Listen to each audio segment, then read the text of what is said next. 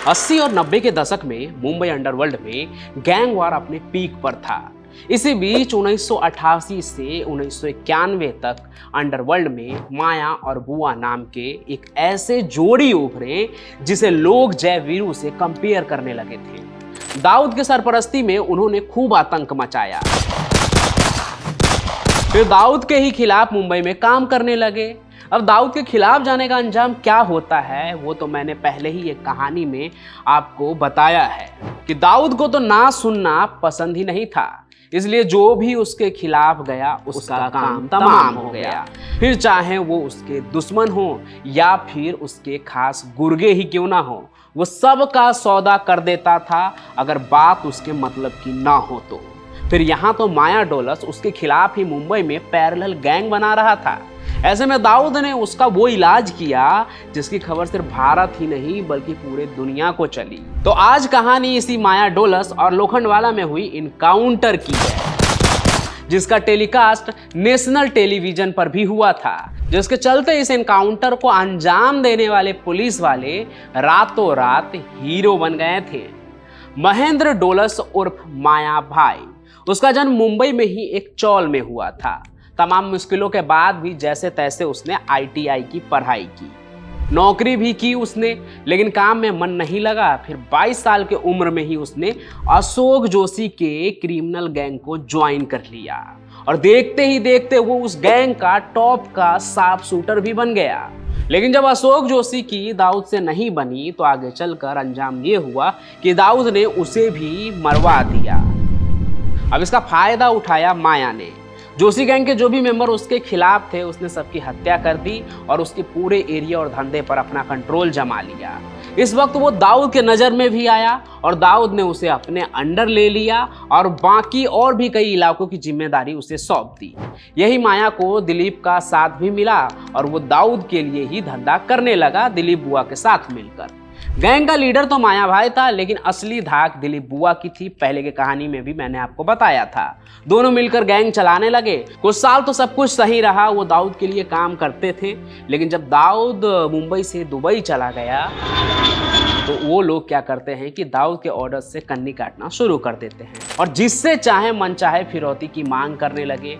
पहले तो उन्हें समझाया गया कि अपनी मनमानी ना करे, भाई के ऑर्डर को सिर्फ फॉलो करे, भाई यानी दाऊद।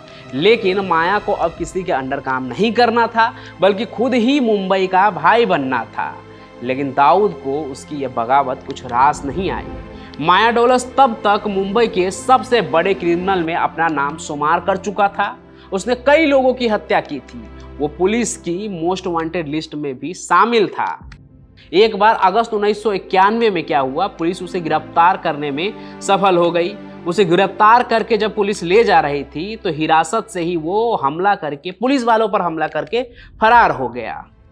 दाऊद को ये मौका बिल्कुल सही लगा क्योंकि माया ने तो हमला पुलिस के ऊपर कर दिया था और भाग गया था। ऐसे में अगर वो दोबारा पकड़ा जाता और मुठभेड़ होती तो उसका मारा जाना तो तय ही था। मतलब दाऊद को कुछ सामने से करना भी नहीं पड़ता और उसका वो दुश्मन भी खत्म हो जाता जो उससे बड़ा बनने की कोशिश में है।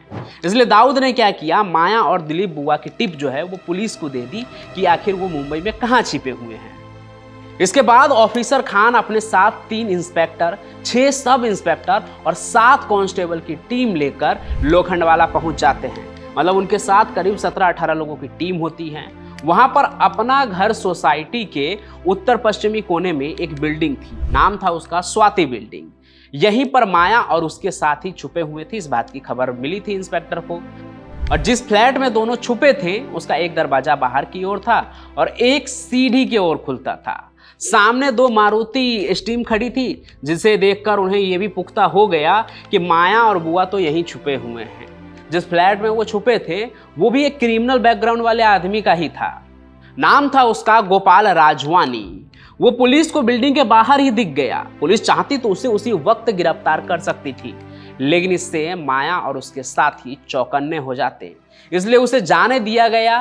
पुलिस वाले भी सादी वर्दी में थे, इसलिए वो भी पहचान नहीं पाया कि उसके आसपास तो ट्रैप बिछ चुका है। पुलिस ने फ्लैट के दोनों दरवाजों पर एक एक टीम तैनात कर दी ताकि कोई भी फ्लैट के बाहर ना निकल सके। इसके अलावा एक टीम कवर देने के लिए भी तैनात थी। दोपहर 1 बजे ये ऑपरेशन शुरू हो गया लोखंडवाला में। इंस्पेक्टर अपने साथ एक सब इंस्पेक्टर को लेकर फ्लैट के दरवाजे पर गए। अंदर टीवी पर फिल्म चल रही थी उस वक्त। इससे ये साफ तौर पर जाहिर होता है कि अंदर उन लोगों को इस बात का कोई अता ही पता नहीं था कि उन्हें पकड़ने के लिए पुलिस उनके फ्लैट के दरवाजे पर भी पहुंच चुकी है। इसके बाद पुलिस ने दरवाजे पर धक्का देने की कोशिश की। उन्हें समझ आ गया कि ये कोई नॉर्मल मूवमेंट नहीं है, तभी अंदर से उन लोगों ने फायरिंग शुरू कर दी। एक गोली सीधे सब इंस्पेक्टर झुंझर राव के सीने में लगी और एक गोली कावी के दाहिने हाथ को छूकर निकल गई। कावी पीछे हट गए। ये देखकर ऑफिसर अहमद खान ने हेडक्वार्टर से और भी एक्स्ट्रा पुलिस फोर्स बुलवा लिया। लोखंडवाला में दंदनाती इन गोलियों की आवाज की खबर अब तक पूरे मुंबई में फैल चुका था। लोखंडवाला में दिन दहाड़े इनकाउंटर चल रहा है। मीडिया के लोग वहां पहुंच चुके थे। पूरी घटना कैमरे पर रिकॉर्ड की जा रही थी कि कैसे पुलिस वाले फायरिंग कर रहे हैं और उनसे बचने के लिए गैंगस्टर अंदर से भी फायरिंग कर रहे हैं। तब तक ये पूरा इलाका मानो कि छावनी में तब्दील हो गया था। लोगों के भीड़ को साइड किया जा रहा था। इसी वक्त पुलिस को यह भी सूचना मिली कि फ्लैट में बुआ और माया के अलावा 4 लोग और भी हैं। गोपाल पुजारी, अनिल खूबचंदानी, राजू नादकर्णी और अनिल पवार। पुलिस ने पहले लाउड स्पीकर पर उन लोगों को सरेंडर करने को कहा, लेकिन अंदर से सिर्फ गोलियां ही चलती रही और माया तो उन्हें बार बार अंदर से गाली भी दे रहा था। इसी बीच दिलीप बुआ ने दरवाजे से निकलकर कार तक पहुंचने की कोशिश की, लेकिन वो पुलिस फायरिंग में मारा गया। इसके बाद गोपाल और राजू ने सीढ़ियों के रास्ते भागने की कोशिश की। पहली मंजिल पर उन्हें भी ढेर कर दिया गया।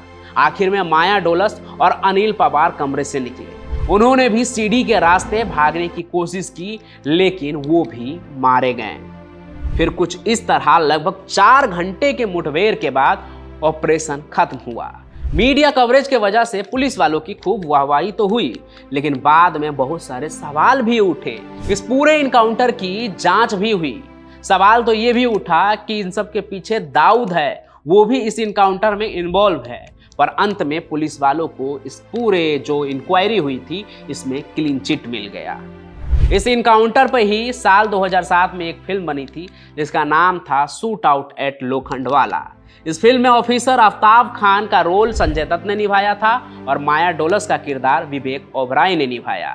तो यही थी माया डोलस और देश में हुए सबसे बड़े इनकाउंटर की कहानी। कैसी लगी ये कमेंट जरूर कीजिएगा। साथ ही साथ इस कहानी को लाइक कीजिए, ज़्यादा से ज़्यादा शेयर कीजिए और हमारे इस चैनल को सब्सक्राइब जरूर कर लीजिए। नीचे लाल कलर का बटन आपको दिख रहा होगा, ताकि जब भी ऐसी कोई कहानी मैं लेकर आऊं तो आप तक इसका नोटिफिकेशन सबसे पहले पहुंचे। हम फिर मिलेंगे नए सफर में, तब तक के लिए आपका बहुत बहुत धन्यवाद।